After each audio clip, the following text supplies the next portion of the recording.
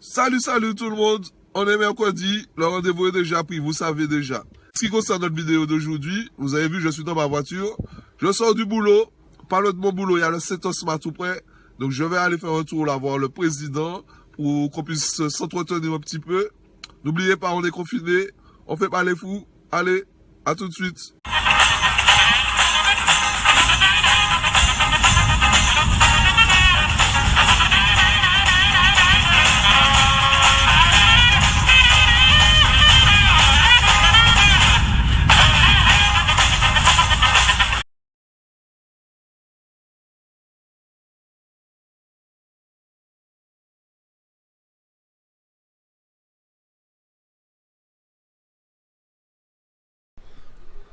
Mais voilà, je suis avec le président. Bonjour, président.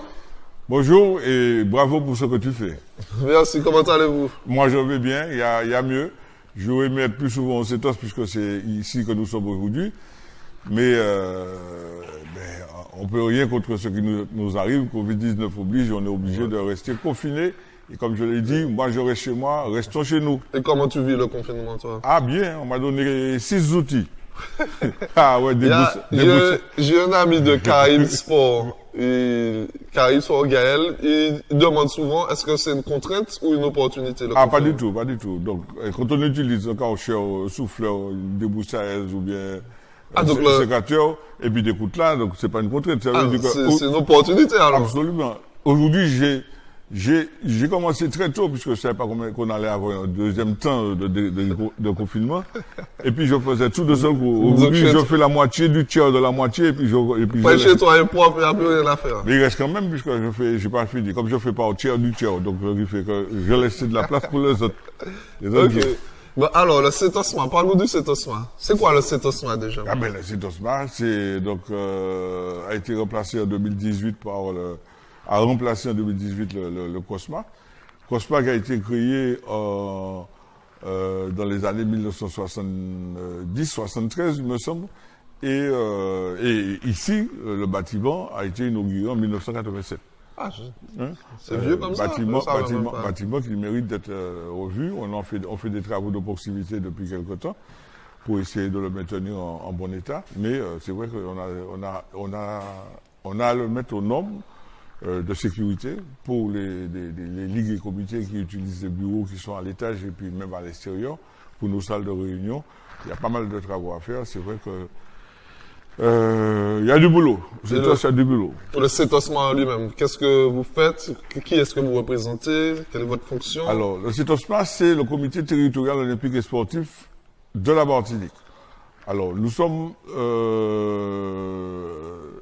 nous dépendons du CONSF qui est le Comité national olympique et sportif, qui nous donne donc à nos vice-présidents, puisque comme on a changé, qu'on est devenu un comité exécutif comme la CTM, on a 9. On a un premier comité avec 9 personnes, 4 vice-présidents, avec le secrétaire trésorier, adjoint président, et avec les 4 vice-présidents, ont des missions bien précises qui leur sont données par le CONSF. Et puis, il y a les 6 autres qui viennent derrière, de manière à faire les 15 qui grossissent. On a aussi un médecin qui est à l'intérieur donc des 15. Et nous sommes chargés de mettre en place la politique sportive de la CTM. Okay. Donc voilà, et nous nous battons, en plus de faire les missions qui nous sont confiées par le CONSF, mais aussi accompagner donc la CTM dans la mise en place de ces missions. Ok, donc le sport martiniquais dans sa totalité. Vous avez eu une importance dans les décisions. Là, ils ont annulé le Tour des Yoles. Quelle importance, quel rôle vous avez joué par rapport à ça? Alors, comme par hasard, le Tour des Yoles étant une fédération qui est locale, puisque nous représentons des fédérations, les ligues et comités qui ont des fédérations sur le plan national. Et la fédération des Yoles n'est pas représentée, puisque tout le monde sait que c'est une fédération unique, qui n'existe que comme Martinique. Et nous avons d'autres comités qui ne sont pas inclus, qui sont membres, qui ont des bureaux ici au CETOS, mais qui ne sont pas inclus. Donc, dans le cadre de nos... En général, on peut considérer que le CETOS regroupe en majorité des fédérations qui ont des ligues et des comités à dominante, je dirais, olympique. Ok. Voilà. Et donc sur l'annulation du tour, vous n'avez pas joué. Le tour cycliste, par exemple, vous avez un rôle à jouer sur c'est pareil. Pareil, hein, le tour cycliste, c'est le tour d'Ayrol. C'est comme par exemple, nous, on n'a pas de. Nous sommes dans des réunions comme on l'était hier après-midi, donc avec la CTM de 14h30 à 17h45, en vidéo, en Zoom, on va dire ça, en visioconférence. Mais nous n'avons pas même pour les autres ligues, c'est-à-dire qu'aujourd'hui, nous faisons notre boulot de demander, une fois qu'on est rentré dans le confinement à partir du 16 mars, nous avons demandé donc aux ligues et aux comités de nous faire remonter les décisions qu'ils allaient prendre par rapport au fait qu'ils allaient annuler les compétitions et les manifestations. Je rappelle qu'il y a des manifestations qui étaient à deux doigts de se faire. Hein. Les athlètes étaient déjà en Martinique, je parle de l'Open Car, je parle du judo. Donc toutes ces manifestations étaient déjà pratiquement, en athlétisme aussi, mais aussi sur les difficultés financières. Je crois que nous avons fait notre boulot, donc le CETOS a fait son boulot donc, sur ça, et puis nous avons un retour très, très positif. Et aujourd'hui, donc la CTM a réconforté donc, les ligues et les comités en leur confirmant que les sommes avaient été bien votées et qu'elles n'allaient pas tarder à être notifiées. Donc notifiées et virées sur le compte. Alors, et la première partie sur les soldes de 2019 et aussi la partie de 2020. C'est important. Je profite pour pouvoir glisser un mot sur ça. C'est important. Hier, dans cette conférence que nous avons faite, visioconférence, entendu le président, par exemple, de l'équitation qui disait mais que il y a les équidés, il faut s'en occuper. Ouais. Et il y a du personnel, il faut les payer. Ils n'ont plus aucune entrée d'argent parce que c'est surtout de la formation qu'ils font en permanence avec des jeunes qui viennent et qui payent des cotisations pour pouvoir apprendre à monter à cheval. Et puis c'est aussi un sport olympique, hein, le cheval. Donc résultat, nous avons beaucoup de comités de ligue qui sont en grande difficulté malgré la mise en place du chômage partiel. Et sincèrement, je me demande comment on va s'en sortir. Mais par rapport au confinement, justement, est-ce que vous arrivez à chiffrer le nombre d'argent qui a été perdu dans tout ça? Eh bien, pour le moment, on a commencé parce que la CTM hier, sous la houlette de très belle initiative d'ailleurs de la commission sport présidée par Marius Narciso, hier a fait donc un tour de table. Hein, il y avait Mme Montoise et Mme Cachou, qui est la directrice de sport, et aussi Mme Maridine Nesdema. Donc, il y avait M. Midonnet aussi. Ils ont fait, M. Mazarin de la CTM, je pense qu'il faut tous les nommer pour montrer comme quoi qu'ils sont intéressés pour nous aider, pour aider donc, le CETOSMA et aussi les ligues et comités à pouvoir avancer dans cette démarche. Alors, ils ont dû faire un recensement donc, de tout ce qui a été dit, donc, parce qu'il y a plusieurs problématiques financières, les problématiques financières par rapport au chômage partiel du personnel. Pour ceux qui en ont, 3, 4, il y en a même qui ont 10, 15 salariés. Mais il y a aussi le manque d'argent perçu parce que finalement, il n'y a pas d'activité. Donc, on n'a pas donc, ces cotisations qui sont perçues. Et puis, il y a aussi une autre problématique qui est fondamentalement importante, très importante, c'est la problématique des licenciés. Un licencié paye une licence à l'année et il n'a pas de pratique. Comment faire pour pouvoir trouver le juste milieu? Alors, il y a des licences qui sont payées mensuellement, mais il y a des licences qui sont payées annuellement. Et cette problématique, encore, on la retrouve pratiquement dans toutes les catégories de sport. En ce qui me concerne, par exemple, au sport automobile, puisque je suis aussi président de l'Azatropique, ben, j'ai vu ce matin passer un courrier d'un président de la Ligue Bourgogne-Franche-Comté qui demandait donc à la Fédération française comment ils comptent intervenir, parce que c'est pratiquement une saison blanche pour le sport automobile, et est-ce qu'ils vont, comment on va rembourser, pas seulement les pilotes et les copilotes, hein, mais aussi les encadrants, à savoir commissaire de route, commissaire sportif, directeur de course, commissaire technique, etc. Donc c'est une vraie problématique et je pense qu'il y a encore du boulot pour ceux qui doivent prendre des décisions. Ok, mais concrètement, pour tous les sports, c'est saison blanche et en septembre qu'on reprend pour tous les sports. Eh bien, en ce qui concerne, il y a beaucoup de sports où les pratiques se font, qui partent à partir du mois de septembre et qui terminent en général en juin. Je parle du football, du basket, du handball, du volley, etc. pour celles qui me viennent à l'esprit régulièrement. Je crois que le karaté, je ne sais pas s'ils avaient d'autres échéances à venir. On peut parler de l'équitation, je sais qu'ils avaient aussi d'autres projets. Mais à part l'aviron qui a émis le vœu de pouvoir continuer donc à faire fonctionner dans le dernier trimestre donc ces activités. Je crois que pratiquement toutes les autres disciplines ont décrété les saisons blanches, sauf en ce qui concerne le sport automobile. Nous attendons donc avec impatience qu'on nous donne le feu vert pour pouvoir éventuellement déposer le dossier pour la première compétition qui sera un rallye. Qui devrait se faire normalement le 19 et le 20 septembre. Donc ce sera peut-être la deuxième compétition organisée dans le cadre du sport automobile cette année.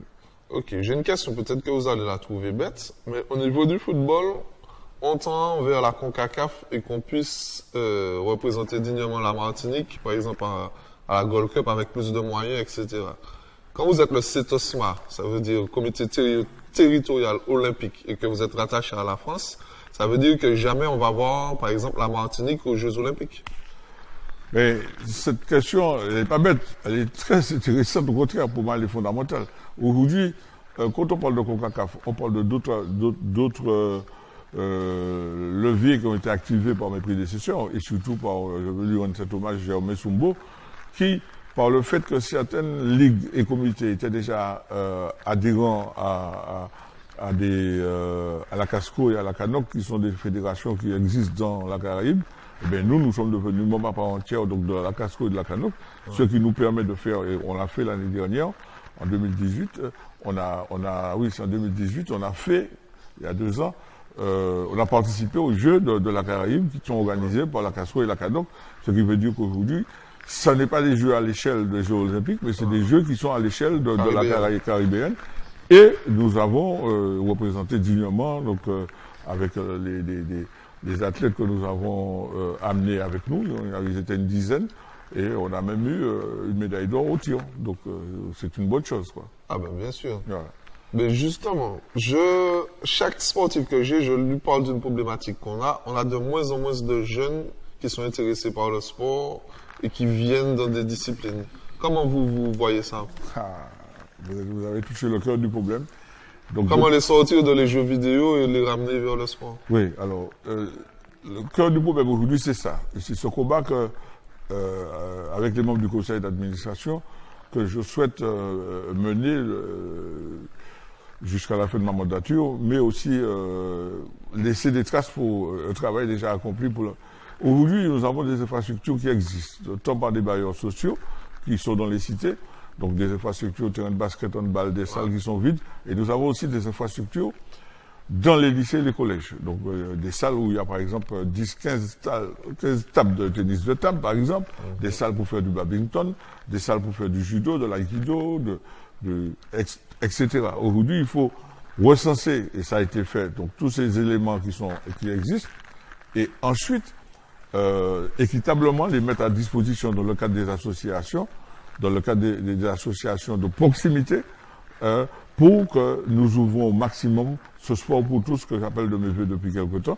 Et ça ne pourrait se faire qu'avec l'appui, donc naturellement des municipalités, parce qu'il va falloir aussi qu'on fasse un recensement avec les services des sports des municipalités, afin d'ouvrir un maximum le sport pour tous à tous les petits jeunes qui sont dans les quartiers. Je me dis, depuis quelque temps, je dis, mais il faut qu'on retourne vers nos champions d'antan. On en a 2-3 qui sortent de temps en temps, mais avant, on les avait plus ou moins en masse. Je parle des Panzo, je parle des Morinières, je parle des Cette-Oise, etc. Hein. Il faut qu'on puisse retrouver, donc on a eu d'autres, les filles aussi, pareil. Hein. Il faut qu'on retourne vers cette élite qu'on avait. Et c'est pour ça d'ailleurs qu'il y a un projet qui est en train d'être mis en place par le CONSF et par l'État même, sous la houlette du CONSF. Bon, je ne peux pas en parler parce que pour le moment il est à l'état embryonnaire, mais qui va avoir le jour dans les mois qui viennent, où on est en train de définir comment sa mise en place va se faire, qui soit adapté uniquement aux sportifs de haut niveau et dans toutes les disciplines. Donc ça, c'est un scoop peut-être que je vous donne aujourd'hui, mais c'est quelque chose qui est en train de se faire. On a déjà eu une première réunion de fête avec une cellule qu'on a au niveau de la préfecture, de la jeunesse et des sports, la DGSCS, etc., avec des personnalités bien averties, le CETOSMA, puisque j'étais présent à cette réunion par visioconférence. Mais nous allons avancer de manière à pouvoir remettre en état, redémarrer la machine pour avoir à nouveau des sportifs de haut niveau. Et ça, je pense que si tout se passe bien, d'ici 2024, en 4 ans, on pourra donc éventuellement sortir des champions ou des pré-champions. Ok. Vous m'avez parlé du scolaire, justement, je profite pour rebondir là-dessus. Quand j'étais plus jeune, en primaire, il y avait des tournois inter-primaires, en fait, où on affrontait des équipes de notre commune, puis des équipes de Lille.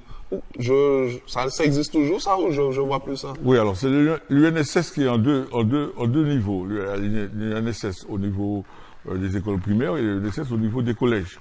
Ça existe toujours? Ah si, ça existe toujours. Il y a l'UNSS qui est présidé par Max, j'oublie son nom de famille, et puis l'UNSS au niveau des classes secondaires et la direction et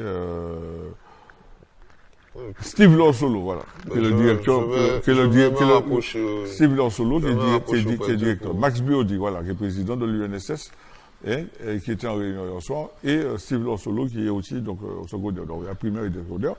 C'est une très bonne question parce que ça permettait aussi cette relation qu'il y a avec les écoles en football, en handball, en basket, etc. Parce que nous, ceux qui, par exemple, qui n'étaient pas encore à l'US Robert, on les repérait dans ces tournois-là et venaient gonfler les rangs de la commune. C'est exact, c'est comme ça que ça se passait.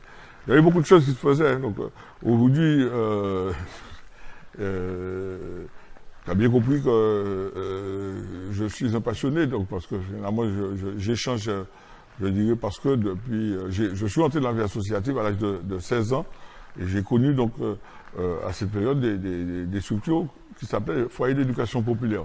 C'est les premières structures qui ont été créées en Martinique et ensuite on a vu venir les maisons de jeunes, les foyers, les maisons d'associations et puis beaucoup d'outils qui ont été mis à la place des jeunes pour pouvoir avancer, pour leur permettre de faire des sports, des activités.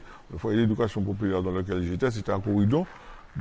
Et le nom de l'association s'appelait l'Évolution de Corridon, qui a joué en UFOLEP, puisque l'UFOLEP existait, le handball existait par exemple en scolaire, puisque j'ai joué au handball en scolaire dans les années à 14-15 ans, mais il n'existait pas encore en civil, et c'est l'UFOLEP qui, en 1966, a créé le handball en Martinique.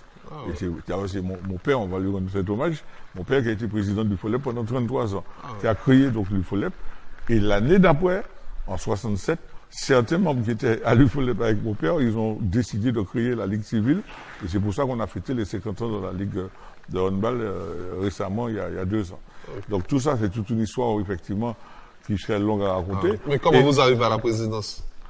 Eh bien, aujourd'hui, j'arrive à la... L'histoire sera longue, ça va durer 30 minutes, notre interview. Ah, l'interview, effectivement, sera longue. Aujourd'hui, c'est vrai que je suis un passionné de sport automobile et de sport associatif. Et j'ai commencé par le bas. Hein. J'ai été appelé à 16 ans par M. Ponta et M. Cator, qui étaient donc les présidents et les membres de cette association en Corridon. Et puis finalement, j'ai fait mon chemin, ils avaient confiance en moi, ils m'ont appris, ils m'ont aidé, ils m'ont encadré, etc. Et puis, j'ai continué à travailler parce que j'ai fait du handball. Après, je suis passé à l'espoir de Florial. Et puis, en même temps, j'ai eu quand même la chance d'avoir des présidences de plusieurs associations différentes, y compris, par exemple, le CRIJ, le Centre régional d'information jeunesse de la Martinique, pendant plus de 5 ans, administrateur de la MAE pendant plus de 23 ans, administrateur délégué, secrétaire général, et puis... je suis actuellement président du comité des médaillés de la jeunesse et des sports et de l'engagement associatif, donc depuis 2013. Et je suis président de la ZATROPIC, donc l'association de sport automobile, depuis 2009. Ça me fait 3 mandats qui va arriver à son terme. Et les membres, quand ils vont m'entendre, ils vont dire, ouais, mais monsieur comprenez qu'il est parti, mais pourquoi il est parti? Parce qu'ils ne veulent pas que je parte. Donc tout ça, c'est un travail. Être à ce niveau, en tant que président du CETOS, mais en parlant du président du CETOS, tu as quand même eu le courage J'allais parler de lui, justement. Tu as eu le courage, quand même. J'allais parler de lui. Président du comité des médaillés, Germain Soumbo insiste pour me dire, mais pratiquement, Clément vient travailler avec moi, bon, je suis le plus âgé d'entre nous, et finalement, je suis élu alors que je n'étais même pas présent ce jour-là, puisque j'avais un souci de santé, il y a 2 ans. Ça se passe le 9 avril 2018. Il s'en va dans le 13, je crois, juillet. Pierre-Michel décède 4 jours après lui, mais 1 an, 4 jours après lui. Et moi, on refait des élections, et comme par hasard, je suis élu le 9/9/2019. Donc il y a un signe là. Il y a un signe. Et je suis donc devenu le président, donc, et depuis que je suis là, donc j'essaie d'œuvrer au maximum avec le conseil d'administration, qui est bien. Hein. Les réunions sont pratiquement à 100% à chaque fois que je réunis le conseil d'administration. Hier soir encore, on était en visioconférence pour déjà préparer l'après-confinement, le déconfinement, mais on ne veut pas faire les choses n'importe comment, donc je passe du coq à l'âne, mais c'est pas pour dire que nous sommes vraiment dans un ordre de marche au CETOS, et nous sommes très attentifs aux ligues et aux comités, et à tout cet encadrement sportif qui nous entoure, de manière à faire vraiment notre boulot, faire notre job, comme je dis souvent, parce qu'on a besoin que le sport bouge, et le sport est nécessaire pour tous. Il y a un dernier point que je voulais aborder absolument avec vous, le report des Jeux Olympiques par rapport à la pandémie, justement. Ça signifie quoi pour nos Martiniquais qui devaient être au JO là, le report d'un an? Très bonne question. Il va durer peut-être plus longtemps, mais il est, à mon avis, nécessaire d'en parler. Aujourd'hui, les Jeux Olympiques, il fallait qu'on puisse les reporter. Premièrement, parce que les athlètes n'ont pas le temps de se préparer. On sait, je ne vais pas refaire l'histoire. Entre parenthèses, il semblerait même que par rapport à la situation pour laquelle on estime qu'elle ne sera pas tout à fait réglée, même au début 2021, qu'on va annuler carrément les Jeux Olympiques. Ah ouais, ça va. Hier, il m'a semblé entendre ça lors de la réunion, les 2 réunions visio que j'avais. Dans l'une des 2, il me semble avoir entendu ça. Donc, moi, je n'ai pas encore cette information de manière directe, puisqu'elle n'est pas encore arrivée à moi. Le report était nécessaire. Bon, il remet en cause le système des 4 ans des années olympiques. Hein, je vais expliquer. Pourquoi? Parce que toutes les ligues et comités et les associations sont censées renouveler leur conseil d'administration tous les 4 ans, c'est-à-dire dans le timing de l'année olympique. C'est comme ça que ça se passe normalement. On avait donné, étant donné que le conseil, le CONSF devait normalement se renouveler le conseil d'administration, on lui a donné jusqu'au fin avril pour pouvoir faire le nécessaire. Donc, tout en tenant compte que les Jeux Olympiques étaient programmés en 2021, hein, en juin 2021. Donc là maintenant, et on n'allait pas tenir compte des 4 ans pour décaler d'un an, mais on allait tenir compte des 3 ans qui allaient faire 2021-2024 pour pouvoir refaire les Jeux Olympiques de 2024 et toujours tenir compte du renouvellement des comités, des ligues et des conseils d'administration des ligues et des comités après 3 ans et non pas après 4 ans. Ok. Mais merci beaucoup. J'ai encore 12 000 questions, mais ça sera vraiment trop long. Peut-être une dernière. Comment faire pour avoir plus de sportifs martiniquais qui deviennent professionnels dans leur sport? Ouais, mais alors aujourd'hui, honnêtement, on a l'encadrement qu'il faut. Bon, c'est vrai que les infrastructures manquent. Il faut qu'on ait aujourd'hui, à mon avis, plus on a quand même, dans certaines disciplines, des résultats qui sont intéressants. Hein. Je parle, par exemple, au football. On a quand même mentionné, on a quand même en basket, on a des résultats intéressants. En handball, on a quand même des éléments, des résultats intéressants.